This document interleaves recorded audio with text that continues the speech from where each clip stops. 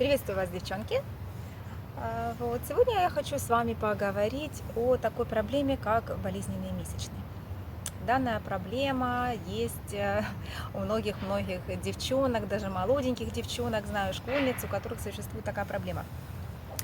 И многие говорят о том, что да, ты знаешь, я живу с этой проблемой много-много лет, со школьной скамьи, и, в общем, ничего мне не помогает, я пью каждый раз спазмолитики, пью обезболивающие, и как бы все тогда нормально, пошла на работу, пошла в школу, пошла в институт, и как бы все нормально. И даже мой гинеколог говорит мне, что это как бы нормально. Но это не нормально. И месячные – это физиологический процесс, который должен происходить безболезненно. То есть болезненные месячные не есть норма, мы с этим можем работать и будем работать. И если у тебя есть болезненные месячные, пожалуйста, я сейчас расскажу о 3 базовых упражнениях, и вы забудете о своих болезненных месячных. Главное их выполнять. Итак, из-за чего происходят болезненные месячные? Болезненные месячные в основном происходят из-за застоев в малом тазу. Для этого нам нужно расшевелить наш таз, расшевелить нашу поясничку, убрать застойные явления. И мы разберем 3 базовых упражнения, которые помогут нам справиться с болями во время месячных. Итак, упражнение номер 1 это будет Агнисарадхаути Крия. В переводе с транскрита это разжигающий огонь, то есть мы будем разжигать огонь в животике и в нашем малом тазу. Итак, выполняется это упражнение с помощью вакуума. Сначала мы заходим на вакуум, я думаю, вы уже все умеете выполнять вакуум. И далее мы будем выполнять взбалтывание животика.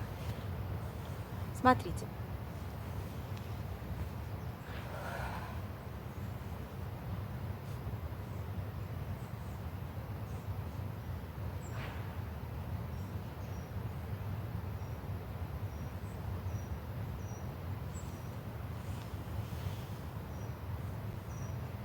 Мы заходим на вакуум и из вакуума выпускаем наш животик, так его взбалтываем, как будто как пыльную тряпочку.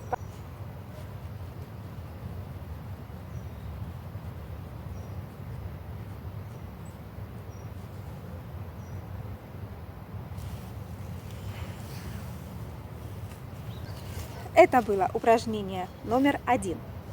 Далее мы переходим с вами в кошку на коврике и разберем упражнение номер 2. Итак, мы перешли в позицию кошечки. Пальчики установили на коврик.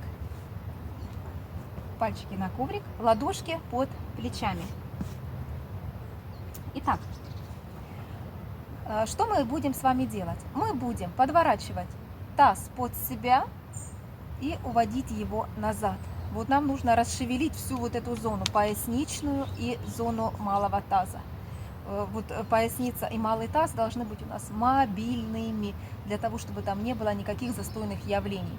Итак, подворачиваем таз и уводим назад. Подвернули, увели назад.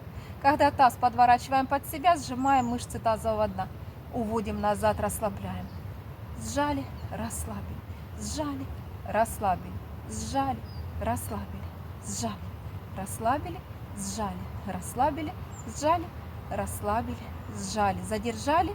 Здесь можно также добавить вращение тазом. Вот такие круговые вращения также очень благотворно влияют на устранение застойных явлений.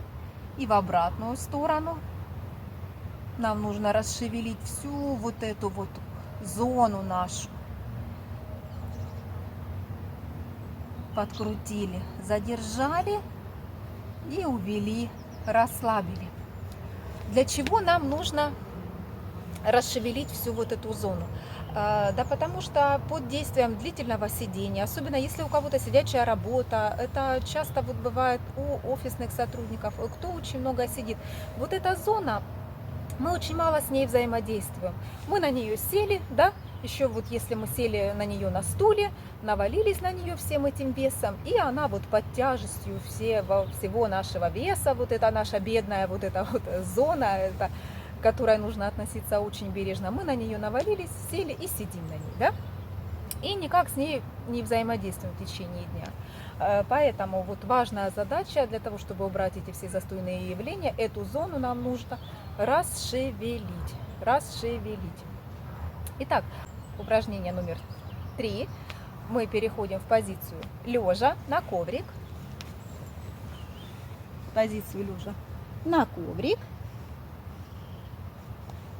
И также подворачиваем под себя крестец, уводим назад. Подвернули крестец, увели назад. Подвернули крестец, увели назад. Когда уводим крестец назад, появляется прогиб в пояснице. Подвернули, расслабили. Подвернули, расслабили. Подвернули, расслабили. Подвернули, задержали. Увели наверх, наверх, наверх. И опустили вниз, расслабили. Повторяем еще раз. Подвернули, расслабили. Подвернули, расслабили. Подвернули, расслабили. И подвернули, расслабили. Подвернули, задержали. Увели наверх, наверх, наверх, наверх. Наверху сделали 10 пульсаций тазовым дном, мышцами тазового дна. Держим вверху и пульсируем. 10, 9, 8, 7, 6, 5, 4, 3, 2, 1. И опускаем позвоночник вниз, вниз, вниз. Последним ложится крестец и отпускаем мышцы тазового дна. Далее, это в продолжение этого же упражнения, простукивание крестцом. Мы делаем такие небольшие простукивания крестцом по полу, тем самым массируя всю эту зону, убирая застойные явления.